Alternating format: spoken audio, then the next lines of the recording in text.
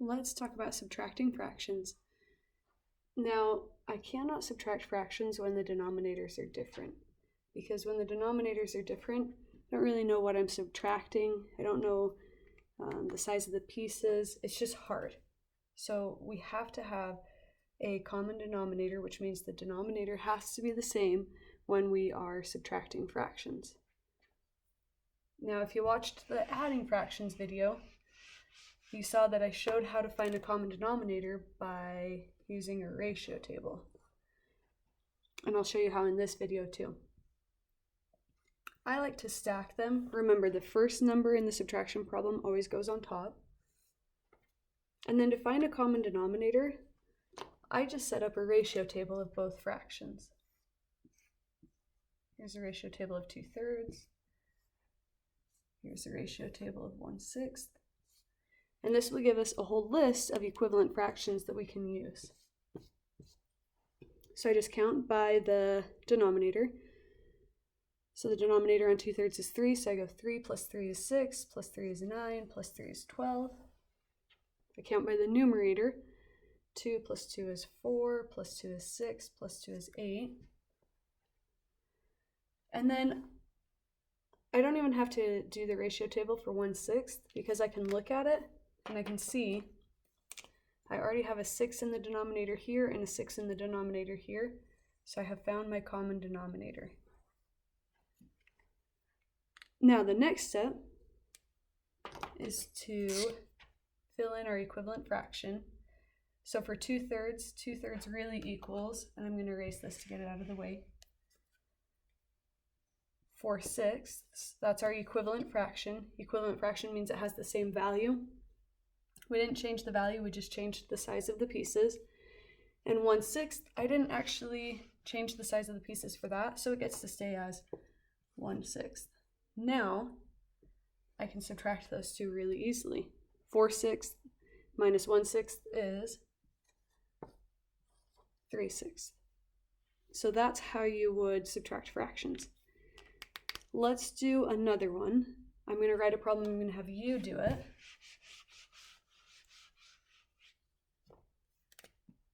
Let's say we want to do 1/2 minus 1/5. Okay, so you go ahead and pause the video, use a ratio table, try to solve the problem, and then when you think you've got it, click play, and you can see what I did and see how you did compared to my work. All right, so if you've clicked play, that means you're ready to keep going. I'm going to set up my ratio table for 1/2. Count by the denominator on the bottom. 2 plus 2 is 4, plus 2 is 6, plus 2 is 8, plus 2 is 10. Count by the numerator on top. 1, 2, 3, 4, 5. I always like to start with the denominator that has the smallest number. Set up my ratio table for 1/5. Count by 5s on the bottom. 5, 10, 15, 20, 25. Count by the numerator on top. 1, 2, 3, 4, 5. Now, it's kind of cut off a little bit, but you can see that I have an equivalent fraction. I have a common denominator in my equivalent fractions. So for 1/5, the common denominator would be 2/10, and the common denominator of 10 would be 5/10. So then I can write that in on my problem. 1/2 is equivalent or equal to 5/10. 1/5 is equivalent to 2/10. Now I'm going to erase the ratio tables just to get them out of our way so our work doesn't get too messy. Now once I've made an equivalent fraction, I don't need to worry about these numbers anymore, so I'm just going to ignore these because I have changed 1/2 into 5/10. So I'm really just subtracting these two. Now 5/10 subtract 2/10, I can do that. It is 3/10. All right, let's do another one. I'll write it up and you do it. I'm going to write it this direction on this one. 3/4 subtract, let's say 2/3. Now I would recommend stacking it, finding the common denominator, finding equivalent fractions, and then solving it. So go ahead, pause the video, set it all up, find your common denominators, and then when you're ready, after you've subtracted the whole thing, go ahead and click play, and we'll see how you did. Okay, I like to stack them, and the first number always goes on top when you stack. So I'm just going to erase the 2/3 and move that to right here. Now I'm going to set up my ratio tables to find an equivalent fraction. I'm going to do 3/4 and 2/3. And I like to start with the smaller number for the denominator. There's not really a right or a wrong way to do it. Sometimes it just saves you a little bit of work. So I'm counting my 3's. 3 plus 3 is 6, plus 3 is 9, plus 3 is 12, plus 3 is 15. 2 plus 2 is 4, plus 2 is 6, plus 2 is 8, 10. Counting by 4's, 4, 8, 12, 16, 20, 3, 6, 9, 12, 15. So if we look, we can find our common denominator, which will be 12s. And 12s. Now in this one, you might get confused because they have a common numerator. There's a 6 up here and a 6 up here. I don't need the same size numerator. I need the same size of denominator because that tells me how big my pieces are. So don't get confused by that. It has to be the denominator that's the same. So 3/4 is equal to 9/12. 2/3 is equivalent to 8/12. Now that I have those two written in, they're the same size pieces, I can subtract 9/12 minus 8/12 equals 1/12. All right, now that was just some examples of what to do if it's just a fraction. We need to talk about what to do if there is a mixed number. So let's say I was subtracting 2 and a half, subtract 1 and 1/3. So again, I'm sorry that cut off again as well a little bit. I like to stack the problems. First number always goes on top, so I'm going to take my 1 and 1/3 and move it to right here. Now I'm going to follow the exact same process. I'm just going to ignore the whole numbers for now. You have to do the fractions first. So just ignore the whole numbers. Let's set up our ratio table just like we always do. 1/2, 2, 4, 6, 8, 10, 1, 2, 3, 4, 5, 1/3, 3, 6, 9, 12, 15, 1, 2, 3, 4, 5. So if I look at that, I can find that my common denominator for halves and thirds will be 6ths. 1/2 is equivalent to 3/6. 1/3 is equivalent to 2/6. Now I'm just ignore these fractions because I've changed them into equivalent fractions. 3/6 minus 2/6 is 1/6. Now that I've taken care of my fractions, I can take care of my whole numbers.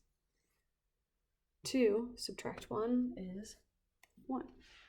So the answer is 1 and 1/6. Sorry, this was a 3 up here. I didn't realize it got cut off. It still got cut off.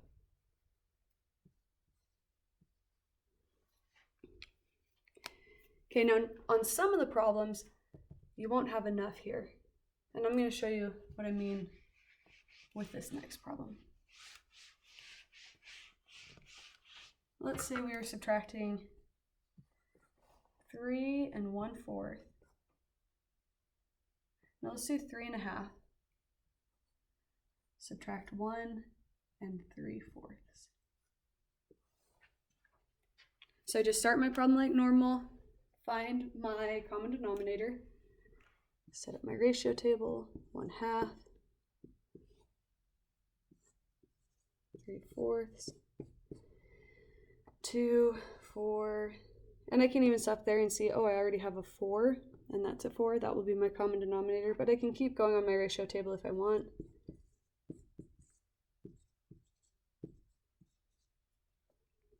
But I don't even need to do my ratio table for my 3/4. I can just see common denominator is 4ths. I have my equivalent fractions. 1/2 is equivalent to 2/4. 3/4 gets to just stay as 3/4. But then this is where the problem comes. If I only have 2/4, I cannot take away 3. I only have 2. There's no way to take 3 away from that. So just like in normal subtraction, like when you stack and subtract, like in a problem like this, if I had 723 subtract 617, actually let's just change it to be just like the problem. 2 subtract 3, I can't do it. So I would have to borrow from next door. This becomes a 1. The 1 I borrowed makes this a 12. 12 minus 3 is 9. 1 minus 1 is 0. 7 minus 6 is 1. Just like in this subtraction, when we stack and subtract, we're going to have to borrow because we don't have enough to take 3 away. So I'm not borrowing from here. These are the fractions that I changed into equivalent fractions, but I can borrow from my whole number. So this whole number of 3, I can borrow 1 whole from it. And so my 3 is no longer 3, it actually becomes 2. And that 1 whole that I just borrowed, I'm going to bring it right over here and put it here. But I don't leave it as 1 whole, I change it into the fraction form. And if I'm talking about 4ths, then 1 whole is 4/4. Now I'm not dealing with 2/4 subtract 3/4. I have combined these two, and if I have 2/4 plus 4/4, now I really have 6/4. Now I can do 6/4 subtract 3/4, no problem. 6/4 minus 3/4 is 3/4. And 2 minus 1 is 1. So my answer is 1 3/4. Okay, I'm going to give you one, and I want you to solve it, one that you're going to have to borrow. So I want you to solve 4 1/5, subtract, I'm going to slide it over just a little bit so I don't run out of space. 4 1/5, subtract 1 1/2. Okay, pause the video, I want you to solve it. And when you're ready, click play. All right, here we go. 1/5, 1/2, 2, 4, 6, 8, 1, 2, 3, 4, 5, 10, 15, 20, 25, 1, 2, 3, 4, 5. Now if you look, I don't have a common denominator yet. What I would recommend doing, look how far you got in this one, only to 8. Your denominators up here are to 25ths. So don't keep going on this ratio table, continue this ratio table. 2, 4, 6, 8, 10, 12, 14, 1, 2, 3, 4, 5, 6, 7. Now I have a common denominator. I have tenths and tenths. So 1/5 is equivalent to 2 tenths. And 1/2 is equivalent to 5 tenths. I'm going to just erase this, get it out of our way a little bit so we can solve the problem. Again, now that I've changed these into equivalent fractions, I can just ignore them, and I'm subtracting 2/5, and I'm taking 2 tenths, and I'm going to take 5 tenths away from 2 tenths. But if I only have 2, I can't take 5 away, so I have to borrow. I have to borrow all the way from this 4. I'm going to take just 1 whole, so the 4 becomes a 3, and that 1 whole that I borrowed comes over here. And I don't just write it as 1 whole because that doesn't do me any good. I need to change it into the fraction form. And if my denominator is 10, then my 1 whole would equal 10 tenths. Now that I have 10 tenths and 2 tenths, now I have plenty to take away 5 tenths. Because altogether up here, I really have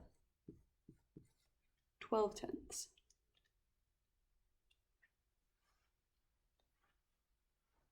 And I can do 12 tenths minus 5 tenths.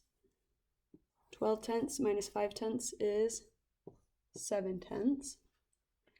And this is really important. Once you have subtracted your fractions, don't forget to subtract your whole numbers. And it was 4, but we borrowed 1 from it, so now it is a 3. It's 3 minus 1, which equals 2.